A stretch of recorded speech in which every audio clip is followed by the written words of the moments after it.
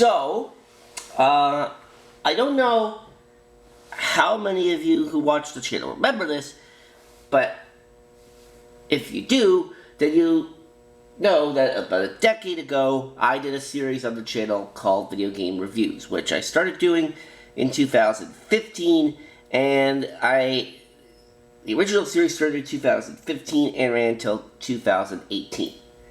6 years have passed since the series originally ended, and I thought that it was time to bring that series back.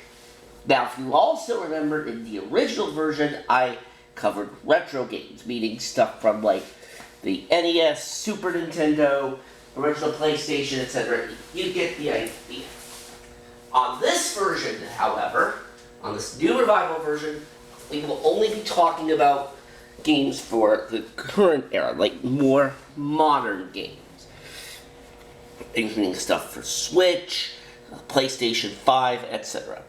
And so, I thought that since there's a brand new Mario Party coming out soon, what better way to start off on the new version of this series with a Mario Party game.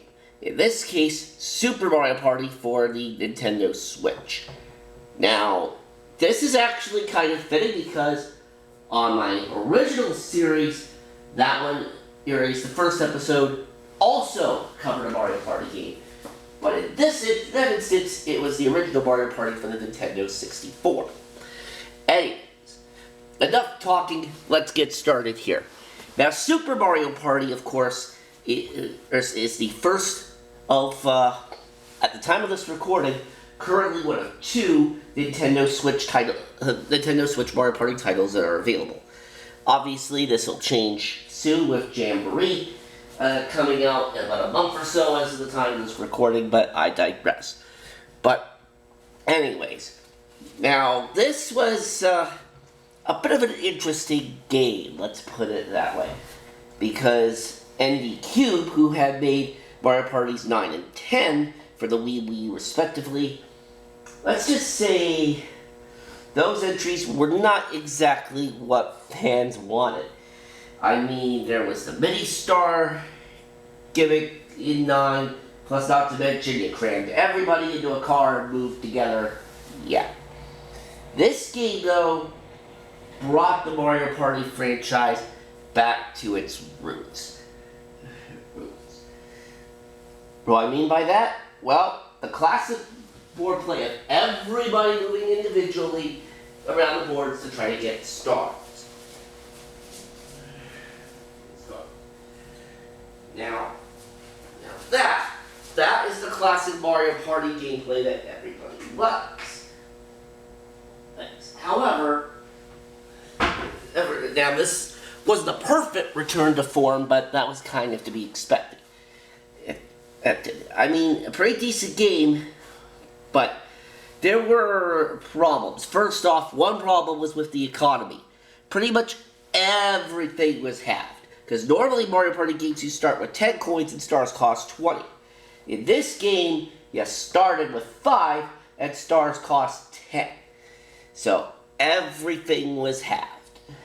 And speaking of things being halved, the boards themselves were practically halved. They were so small that if you ended up getting good rolls and you had allies with you, you could lap around the board once in 1 or 2 turns. Yeah. And plus, that's another thing. The allies in this game were so broken. I mean, you could have an army of other characters helping you, like Mario, Luigi, etc. And they would be with you for the entirety of the rest of the game. Yeah. So, that's what broke the ally system. So, for those that didn't like it in this game, well, I got news for you. They're bringing them back in Mario Party Jamboree. But, from what I've heard, they're going to be working very differently. Instead of a whole army of characters, you can only get one ally.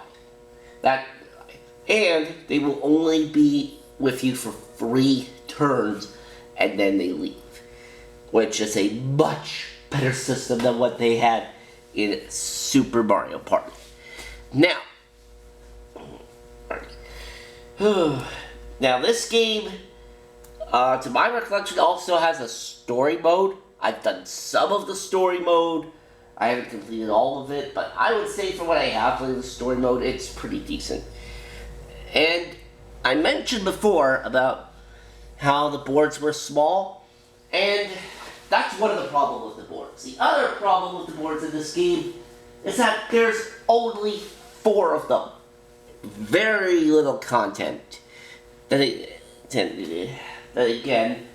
seems to be the case for a lot of games in this Nintendo Switch era, where they charge full price for the absolute bare minimum. Yeah. And of course, we have to talk about the one glaring issue with this game, the one that I find the most annoying, is forced motion controls. You have to use the in this game, you have to use the Joy-Cons for everything, including the mini game. You also have to use the Joy-Cons to hit the dice blocks to roll when it's your turn, similar to using the Wii Remote to punch the dice blocks in Mario Party 8. Yeah, like, just why? I mean, I love me my Mario Party, but forcing motion controls, which probably nobody likes, yeah, that's kind of where I draw the line. Now, from what I've heard, in Jamboree there are some mini games that will require motion controls, but not all of them do. That one gives the option to use a Pro Controller, and I am so thankful for that, because if this game here, Super Mario Party, if that had allowed the use of a Pro Controller, it probably would have been a whole lot better. But, yeah.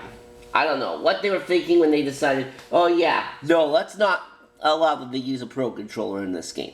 Because that means that if you have a Switch Lite, you cannot play the game on there, because that's because, like, the buttons on the sides of the Switch Lite, like, on the edges there, those parts are permanently attached. You can't remove them, which means you can't play this game on the Switch Lite. Right, not happening. So, with all the issues with this game, yeah, and not surprisingly, I kind of have to give this a bit of a lower grade than I normally would. But now, I will also point something out here that I should mention. As of the time, real quick, as of the time of this recording, Season 2 of Wipe Those Tears has started on Jason DeCanio's channel, and I'm a part of that show. And we grade games on there too, but we give those scores out of 100. Here, on this show, just to avoid copying, and since I'm also the only one that's rating these on these videos, I'm going to grade them out of 10. And for this game, I'm unfortunately going to have to give this a 6.3 out of 10. Not a terrible game by any means, but it could have been better. Anyways, so, with that said, that will do it for this first episode of our revival series of video game reviews. I'll have another one for you soon. Take care, and thanks for watching.